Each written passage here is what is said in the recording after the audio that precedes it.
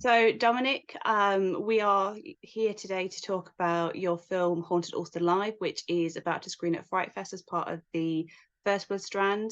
How are you feeling about the screening, and how are you feeling about being selected for this strand? Because this is the specially curated programming within the festival that champions new horror voices. It's brilliant. We're so delighted.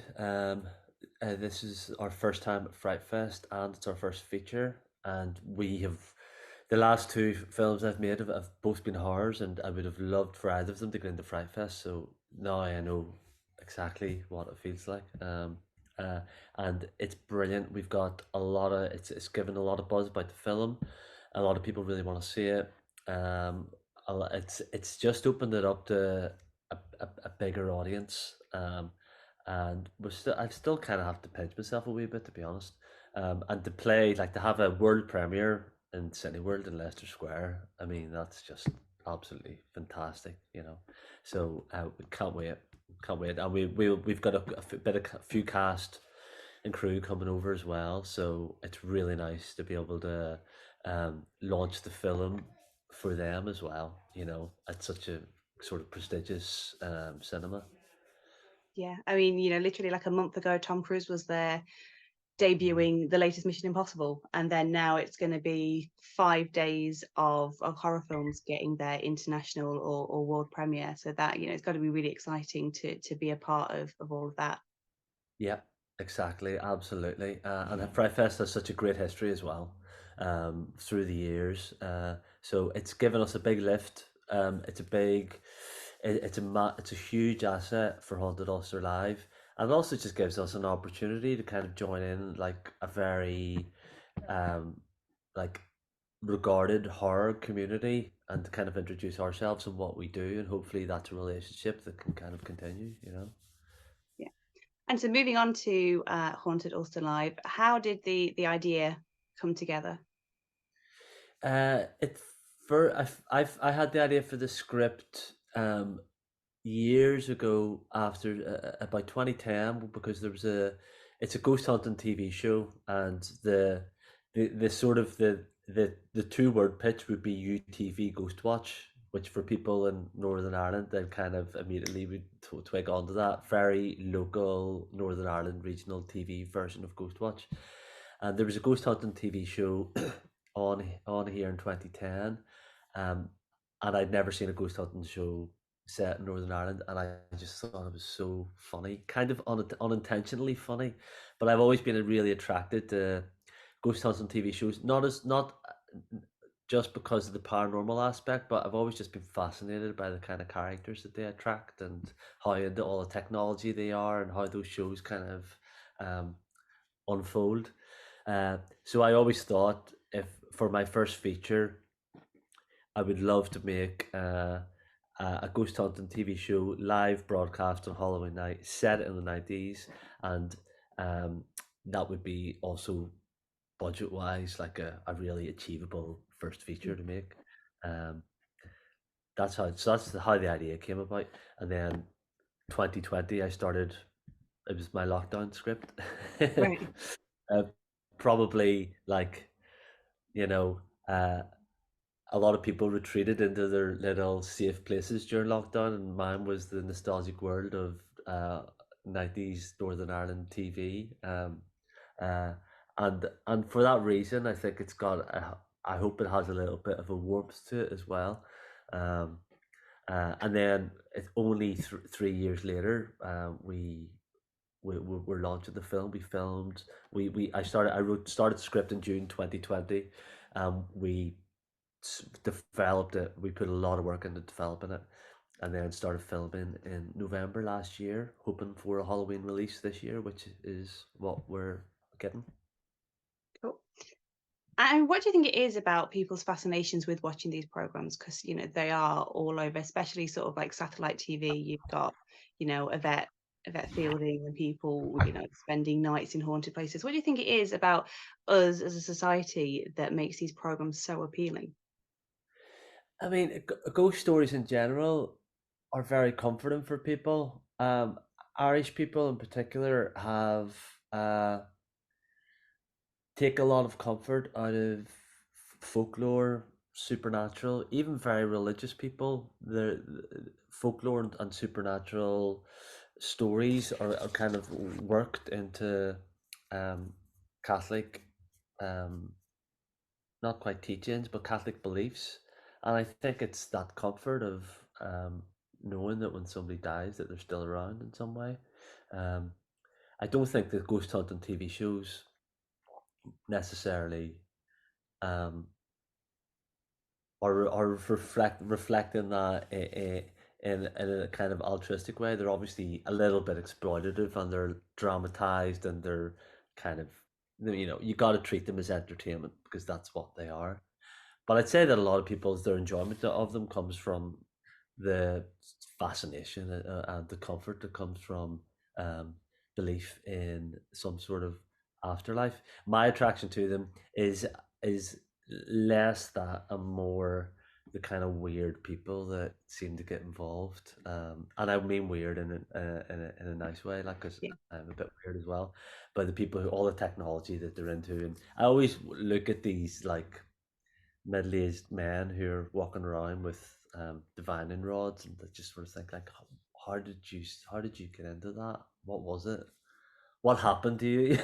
You Yeah. know, But, that was very much the starting point for Haunted Ulster Live. It was as much about um, giving these characters a sort of a life before the show and where they might have come from. You know.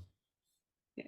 Have you ever gone ghost hunting? So I know it is a popular pastime for people. Well, I help run a community cinema here in Belfast, and a couple of years ago, we on Halloween we showed Ghostwatch, um, and we showed it in an old Masonic lodge, and we got a local paranormal group in to do tarot readings and to do a reading on the building, um, and it was really good fun. I love the atmosphere of all of that.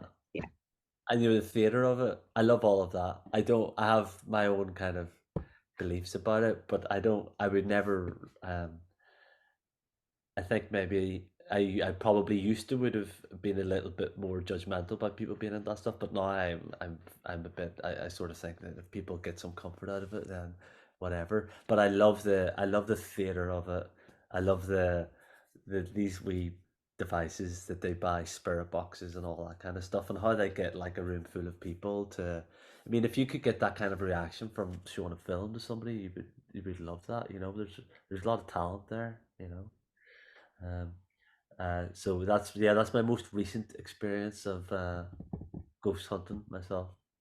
Yeah. For the home release of The Conjuring, I got sent ghost hunting somewhere in Essex with some of the cast of Made in Chelsea, and that we went to the basement, and that the people there tried to commune with spirits, and then we went upstairs and we did a Ouija board, and my mum nearly disowned me when she found out that I touched a Ouija board. So it was, yeah, it's weird because whatever sort of thing, regardless of what your own personal beliefs are, when you're suddenly in that situation, it does feel a bit creepy.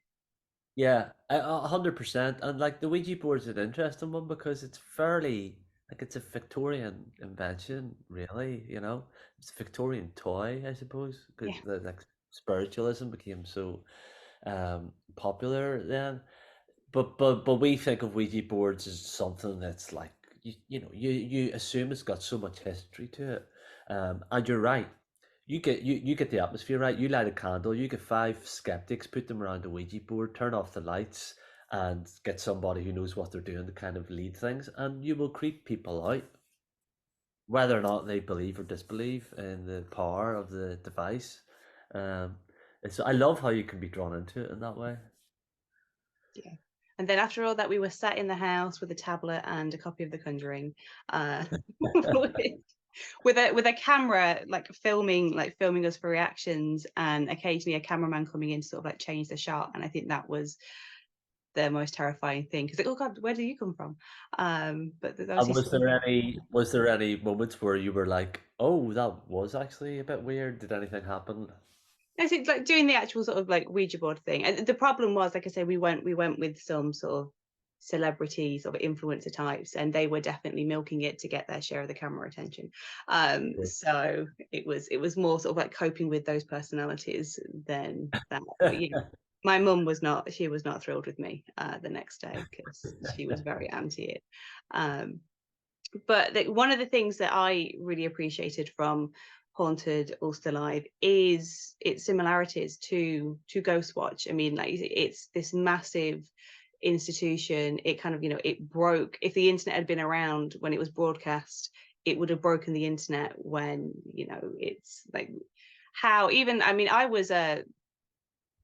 I missed it because I was in bed when it was originally broadcast, but I've watched it recently, and you can see how it held up. And I kind of feel that Haunted Ulster definitely taps into that. I mean, you've got sort of like parallels of characters. Was that an intentional thing? Um, so it's funny, Ghostwatch was out of my head for years, and I watched it on. I was 12 when it was on, and I watched it. And I remember, I remember knowing that it was fake when I was watching it because I have this weird, vivid memory of actually seeing an ad on the BBC about it, and it was very clear when you were watching it that it was a drama. But I've read since a lot of people, if people tuned in like a few minutes late, which people often did because Yeah. TV programs did, overlapped, they wouldn't have got that. Um, but I really, really remember at the end of the show when they're doing this, when they're getting calls in from people watching who are reporting weird things happening in their houses.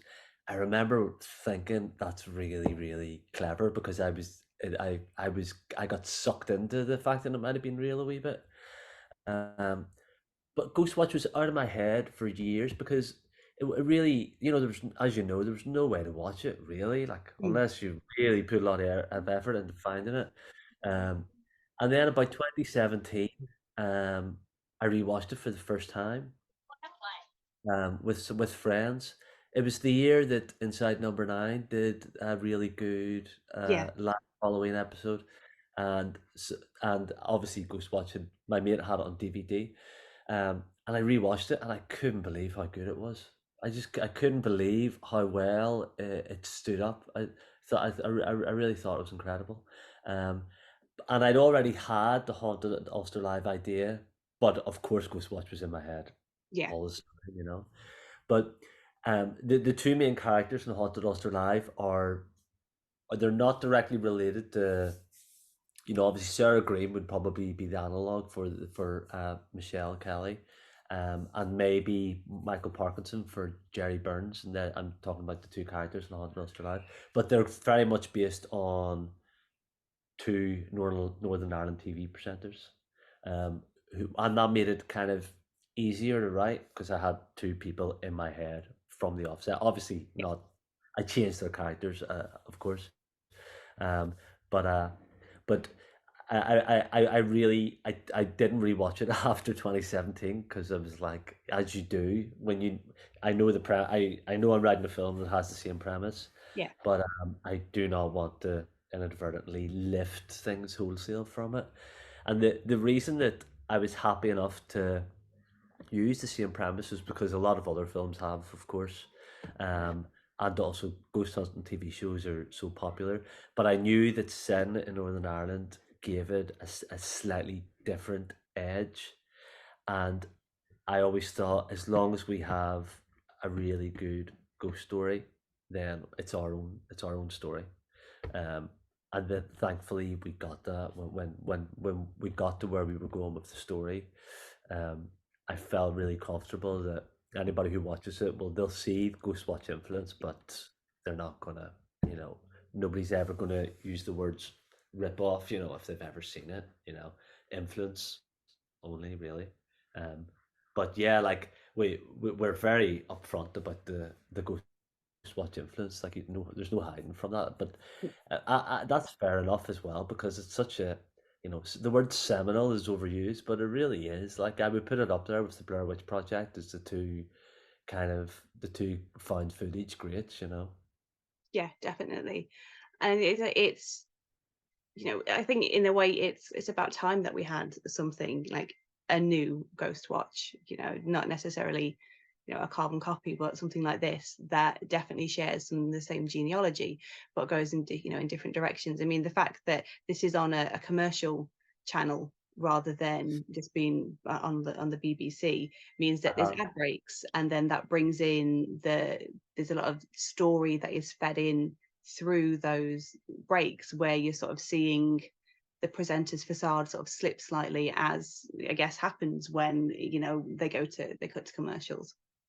And I don't know if I'd seen Alan Partridge this time before or after that. I can't remember, but I don't know if you saw the this time with Alan Partridge, but they did that so brilliantly, where it's like the one show, but every time they cut the VT, the camera kind of turns and the presenters are out of focus, but you see behind the scenes. And it's been done on other shows as well. But what I loved about using that device was it meant that we could have little subplots behind the camera. You get to see the world behind the facade. You get TV presenter people, and then what goes on behind the scenes. And also, I'm really into a lot of like 70s, 80s BBC and ITV, like TV horror, and we kind of went for that aesthetic. And even though it's set in 1998, we purposely kind of went a little bit more retro with some of the graphics and some of the special effects and the soundscape and stuff. So it has its own, it's set in its kind of its own time and place a little bit. We also had a lot of fun doing stuff outside the house with the one of the presenters goes outside, and that was a way to kind of try and low budget. You want to try to make your world as big as possible and have different people coming and going, and kind of gives it a bit of a more immersive time and place, hopefully. Yeah, no, definitely. And just the sort of the attention to detail with the television format. So obviously this is being presented in sort of a 4:3 format, like back like how TV used to be. But for me, it's a little like black and white box, which we know means that that they're running out. That they should already be in commercial. They need to cut. I think the use of that in particular it's a really neat way of introducing an unexpected bit of tension, because the viewer's like, well, what's going to happen? Are they going to cut? That must have been quite fun getting to play around with that live television format. Yeah, it's well spotted. Yeah, I kind of feel like there's some things that people under 25 won't get. Um, there's a few wee things like that. I love 4:3 just generally, to be honest, because the human face just really fills the screen, and for horror it just works so well. So and obviously it's accurate for this, so there was never any question that it would be in 4:3. But also the colors as well. The digital video is how a show like that would have been shot, and it's much nicer than VHS. VHS is kind of the natural go-to, but VHS was used in people's houses. It wasn't used for broadcast. So our DP Connor and our colorist Kieran put a lot of work into getting the look right before we shot, and it's kind of subtle. Um, if you put it up beside some 90s TV, you'll see the stuff that's it's very vibrant. It's very beige. There's a scene that I love where the presenter's wearing a tan suit sitting on a yellow sofa with a yellowy white wall behind him, and it just works. Color scheme and the color grade worked perfectly for me, so I'm very happy with the look, because that's all very achievable. That's stuff that you just need to get right in pre-production. But it's so important because that's what sells it. If Yeah. anybody watches it, you want to give them that little moment of, well, I know this isn't real, but it could be. Or it looks real. It looks real enough to me. Um, so the production design and everything, we had a lot of time. We had the house for like 2 months before we shot. Um, and that's what really made the film because it had I think like a very kind of authentically 90s look to it, which is hard to which is kind of hard to quantify. We had to do a bit of research because even though like I remember the 90s pretty well, there's a lot of things that you forget or things Yeah. get it's hard to describe the kind of production design stuff exactly. Yeah, but I think it all works, and I just appreciate the fact that this transmission was from Saturday, the 31st of October, 1998, and that was actually a Saturday in Yeah. 1998. I guess there's some other less diligent filmmakers would have just picked a random day and time and been like, "Oh, yeah," but, you just like that, but it builds into that viability of, I'm in the UK, I wasn't watching telly in Ireland, in 1998, maybe this is real, I don't know. Yeah, yeah, yeah. We're at, it's the TV channel that we've used is based on UTV, which would be the regional ITV here, but we changed it to TVNI. But we used the same blue and yellow color scheme that they used to have, and we're going on to UTV to promote Haunted Ulster Live at Halloween. So I'm thrilled about that. What I would actually really love is for the two leads in the film to go on in character and do something, but we'll see. We'll see what happens. Um, but see, doing research into all that stuff, like that's fun. Like Mm. that's part of the attraction of all this, really. And it's easy as well. It's work that you just have if you get it right, and then very perceptive people like yourself actually go, oh, that is actually Yeah. accurate. Yeah, it doesn't make the film good, of course, but all these little nuggets, hopefully it becomes more than the sum of its parts a little bit, maybe. Like I say, it builds into that like viability. If it had been set on Tuesday, if Halloween had been a Tuesday in '98 in the crawl, and then I'd gone to check, and it's like, oh no, actually it was a Saturday, it would have been a bit like, oh well. But the fact that it builds into that world of, well, maybe because like I say, I'm not watching TV back then. But I guess sort of, my final question, as Fright Fest attendees are picking their films, this has, as you say, it's been getting a lot of buzz. I know a lot of people are excited, but why should people take a chance on this film? What are they going to get? Because you're showing sort of, I feel like the perfect time, you the late night Saturday night spot. That's such a great slot. Um, I think the film isn't what people think it is. That would be my hook for people to go and see it. We very, very deliberately just set the scene with the trailer.